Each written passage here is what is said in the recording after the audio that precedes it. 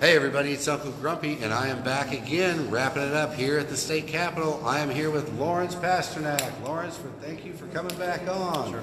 As you guys know, we are here today for the Don't Punish Pain rally.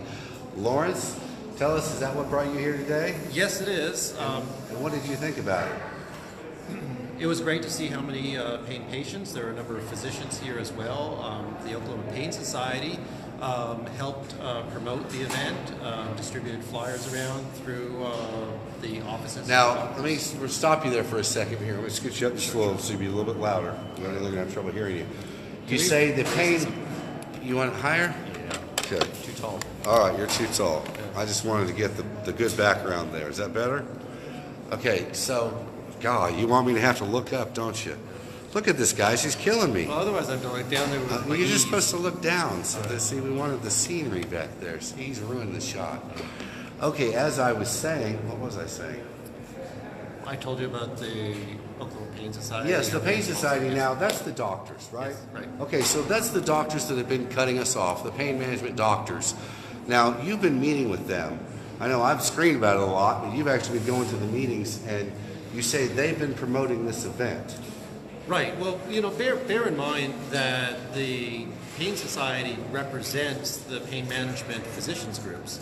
But then, of course, different physicians have different attitudes and different, viewpoints. So the society itself absolutely is behind the problems that they understand the problems that patients have. So that's when you say the whole group, then the overseer of all the pain management doctors, right? So not the individual groups, but the larger ones. Right. So the board that runs the Pain Society, right, and many of the physicians in the Pain Society that are active in the Pain Society, right, that they're there for the patients, right? They have these practices that are meant to help patients, and likewise, they know that the approach from the legislation here and just the way in which existing laws may not have to be interpreted in certain negative ways, but are being interpreted in ways that are making their lives and patient lives more difficult. It's harder for them to practice medicine, right? And as one doctor basically said, she's the one with her MD. She's the one that went to school and got her MD. She's the one that is in the position to assess her patients and determine what's best for them. And so, obviously, there's a lot of frustration on the part of doctors who are very well trained, who know what they're doing, to have the government interfere with their medical practice. So we know from the research we've done, the cause for this, our biggest dilemma with the pain doctors and with the opioid problem and now with the cannabis issue involved in that, is 1446. So that's one of the issues, I think. Well, that's the largest one here in this state. Yes. Okay, even though, after 788 passed, some of us, like myself, got dropped. We thought it was only to do with 788.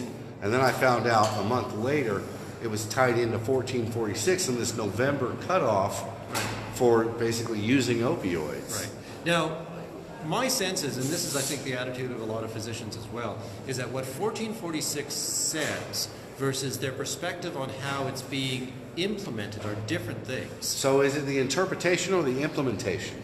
Well, it's interpretation. It's how it's being interpreted and therefore how it's being implemented. So let me give you an example. All right, 1446 includes a category that they call qualifying opioid therapy patients. Now, if you're a quote-unquote qualifying opioid therapy patient, then the 90 MME cap doesn't apply to you. So the doctor could say, you are a qualifying opioid therapy patient. We don't have to limit your MMEs to 90. So 1446 doesn't require doctors to limit all patients to 90 MMEs. It simply makes a distinction between those patients in pain management who, let's say, have less severe pain and those patients who have more severe pain. And so if they have more severe pain and there's a call for dosages above 90 MMEs, that's allowed in 1446, and there's just basically additional record keeping that's required. So what do they have to be called? A what? Qualifying opioid therapy patient. You hear that? Qualified opioid therapy patient. Right. Okay, that's important. We need to look at how we get labeled that so we don't get dropped. Those of us who still have to take these. And 1446 is not clear about what determines whether or not somebody is a qualifying opioid therapy patient. It's not. It's explicitly separate from cancer patients and palliative care. So cancer patients and palliative care could already be exempted from the 90 MME limit. But in addition to that, if you are a qualifying opioid therapy patient, you can also be exempted from the 90 MME limit. So that's what 1446 says. But that doesn't seem to be how it's being interpreted and implemented in many practices. Why? I don't know. Whether it's the legal advice that physicians are getting, whether it's fear in terms of the perspective from the Attorney General's office, I don't know.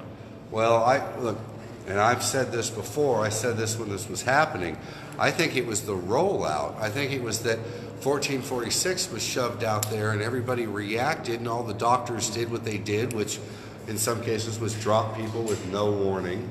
In some it was a 30-day supply and that was it. Myself, after an argument, I was given 60 and ended up changing doctors. But it just seems like, well, I've lost my place here. 1446, and the way the Attorney General rolled it out, and then his follow-up. Okay, that was the problem, his follow-up.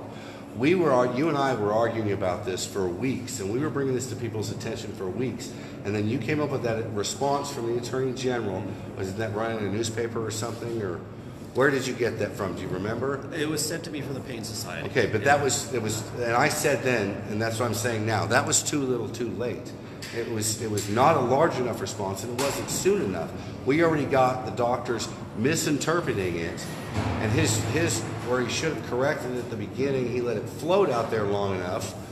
All these things started going wrong, and then we come out with this, what I called at the time, this mediocre response that didn't have enough teeth in it. To some extent, I think it's sort of just the machinery of government, right? So that the Attorney General, the rules basically are that the Attorney General could issue opinions if certain types of individuals or agencies, if legislators or certain types of agencies request an official opinion. And I just don't think that request came in until actually right around the deadline for the implementation of 1446. Do you know who funded 1446? Who put that together and who helped push that? I think we need to look into that. I have a little bit of information regarding that. I know that there was a opioid committee through the Attorney General's office. Okay. And I think that the recommendations that became 1446 were coming out of that. Okay, well, I think that we should look into that. I think everybody out there should look into that. And I think finding the origin of 1446 might help in fixing it, which we're going to have to spend a great deal of time doing this year. You know, one of my thoughts still is that I'm not sure that 1446 in itself is necessarily that terrible. There are negatives in it. For instance, somebody during the rally today said 1446 basically only allows for 7 days of opioids post-surgery and then another 7 days if needed. So a maximum basically of 14 days post-surgery. If you're having spine surgery, if you're having various surgeries where the recovery time is longer than 14 days, these patients are screwed. So that's the kind of provision that I think needs to be pulled back with regards to 1446. There needs to be some way, and I don't have the solution here, but there needs to be some way that basically allows doctors to practice, right, what they know. So if you're a spinal surgeon, if you're dealing with, hip replacement or whatever, something that could take a long time for recovery, can be very painful, then limiting the opioids to 7 and 7 just may not be appropriate. You know, I did this video last night pointing this out and immediately got notices from two different people. One who had surgery and the doctor wouldn't give him any medicine for after they left the hospital. Right. Another one who actually who had surgery, his child had surgery, and went to get it filled and could not get it filled and somehow blamed 1446 for this. You know, this is sort of the point that it's not exactly 1446 that's the problem. There are specific things. So it's interpretation. Yeah, it's sort of the overall environment of fear. So much of this is happening just because of misinterpretation.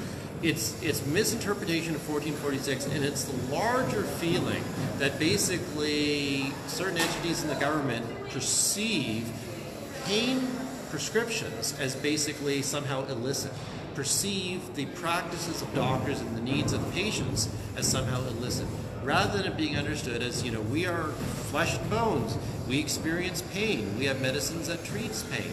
So rather than acknowledging the fact that people are trying to basically make their lives better by getting past that pain, Instead, pain medicine is being thought of as, immoral.